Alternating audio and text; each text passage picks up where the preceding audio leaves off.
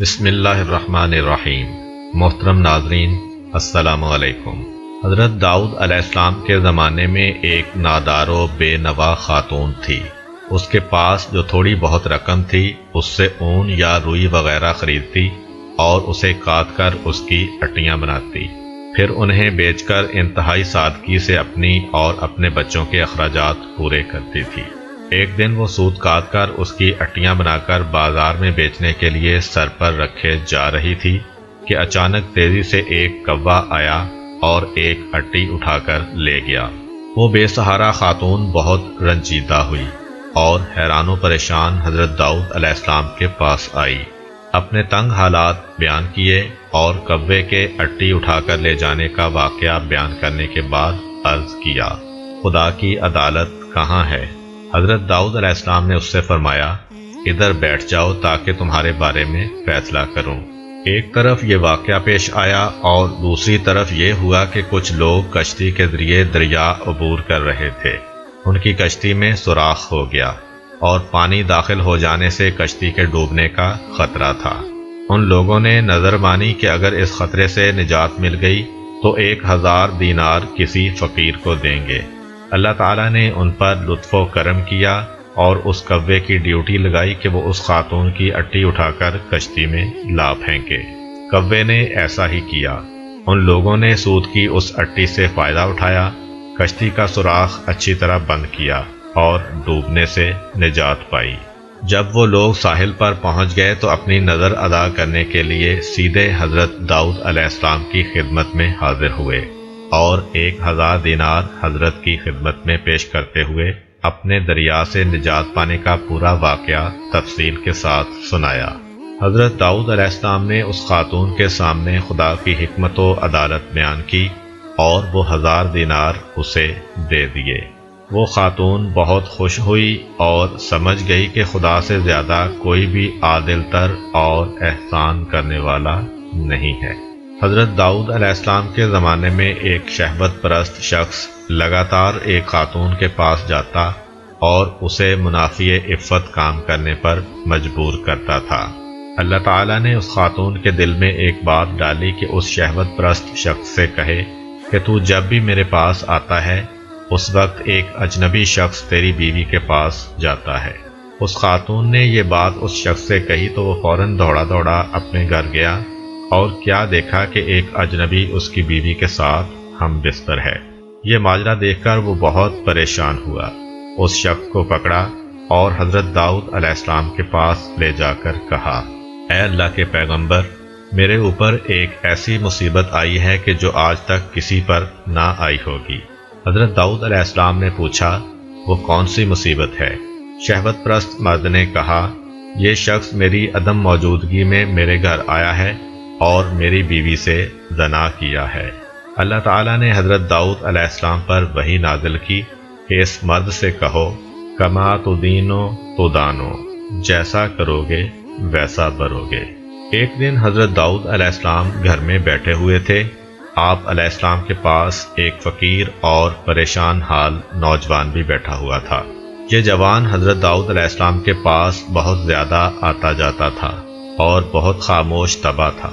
ایک دن حضرت اسرائیل علیہ السلام جناب داؤد علیہ السلام کے پاس آئے اور گہری نگاہوں سے اس جوان کو دیکھا۔ جناب داؤد علیہ السلام نے حضرت اسرائیل علیہ السلام سے کہا، اس جوان کو کیوں دیکھ رہے ہیں؟ حضرت اسرائیل علیہ السلام نے کہا، ہاں، مجھے حکم ہوا ہے کہ میں اس ہفتے کے آخر میں اس جوان کی روح قبض کر لوں۔ حضرت داؤد علیہ السلام کے دل میں اس جوان کے لیے تڑپ پیدا ہوئی اور اس سے کہا، اے جوان، کیا تمہاری بیوی ہے؟ جوان نے کہا، نہیں، ابھی تک میں نے شادی نہیں کی ہے۔ حضرت داؤد علیہ السلام نے اس جوان سے فرمایا، فلاں شخص جو بنی اسرائیل کا مشہور و معروف اور بزرگ فرد ہے کے پاس جاؤ اور اس سے کہو کہ داؤد علیہ السلام تمہیں حکم دے رہے ہیں کہ اپنی بیٹی کو میری زوجہ بنا دو، پھر اس کے ساتھ شادی کرنے کے بعد رات کو اس کے پاس رہو۔ تمہارے زندگی بھر کے جتنے بھی اخراجات ہیں یہاں سے اٹھا کر لیتے جاؤ، البتہ 7 دن بعد دوبارہ میرے پاس آنا۔ حضرت داؤد علیہ السلام کا پیغام اس بات کا موجب بنا کہ اس معروف شخصیت کی بیٹی مذکورہ جوان کی بیوی بنی۔ اس جوان نے حضرت داؤد علیہ السلام کے حکم کے مطابق عمل کیا اور وہ 7 دن کے بعد دوبارہ حضرت داؤد علیہ السلام کے پاس آیا۔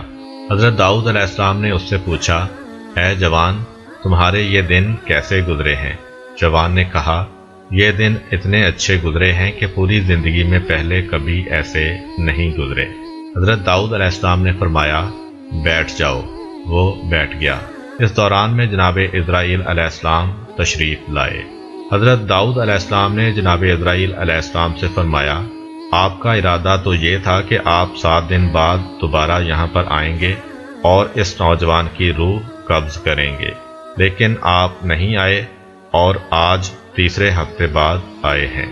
حضرت اسرائیل علیہ السلام نے کہا، اے داؤد علیہ السلام، اللہ تعالیٰ نے آپ کے رحم کرنے کی وجہ سے اس پر رحم کیا اور اس کی موت 30 سال تک مؤخر کر دی ہے۔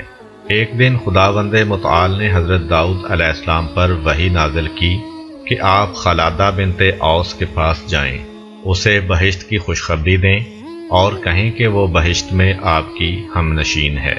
حضرت داؤد علیہ السلام نے حکم خداوندی پر عمل کیا، خلادہ کے دروازے پر آئے اور دق الباب کیا۔ وہ دروازے پر آئیں اور دروازہ کھولا۔ جو ہی ان کی نگاہیں حضرت داؤد علیہ السلام پر پڑیں تو عرض کیا، کیا اللہ کی طرف سے میرے بارے میں کچھ حکم نازل ہوا ہے کہ آپ علیہ السلام مجھے وہ خبر سنانے کے لیے تشریف لائے ہیں؟ حضرت داؤد علیہ السلام نے کہا، ہاں۔ خلادہ نے پوچھا، وہ کیا ہے؟ حضرت داؤد علیہ السلام نے کہا، اللہ تعالیٰ نے میرے اوپر وحی نازل کی اور فرمایا ہے، تم بہشت میں میری ہم نشین ہوگی۔ خلادہ نے کہا، آپ کو شبہ ہوا ہے، وہ میں نہیں ہوں بلکہ کوئی میری ہم نام ہے۔ حضرت داؤد علیہ السلام نے کہا، ایسا نہیں ہے بلکہ یقیناً وہ تم ہی ہو۔ خلادہ نے کہا، اے پیغمبر خدا، آپ علیہ السلام سے جھوٹ نہیں بول رہی ہوں، خدا کی قسم میں اپنے اندر ایسی کوئی خوبی نہیں دیکھ رہی کہ بہشت میں آپ کی ہم نشین بنوں۔ حضرت داؤد علیہ السلام نے کہا، تم اپنے باطنی امور کے بارے میں کچھ گفتگو کرو تاکہ جان سکوں کہ کیسی ہو۔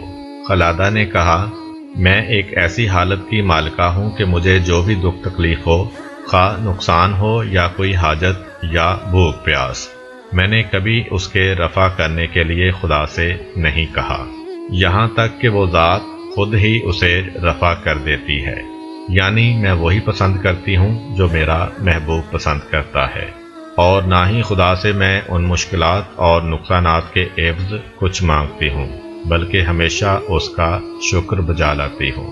حضرت داؤد علیہ السلام راز کی بات سمجھ گئے اور اس خاتون سے فرمایا، تم انہی خوبیوں کی وجہ سے اس مقام پر فائز ہوئی ہو۔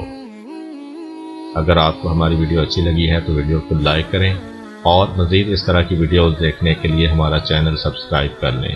ملتے ہیں نیکسٹ ویڈیو میں، اجازت دیجیے، اللہ حافظ۔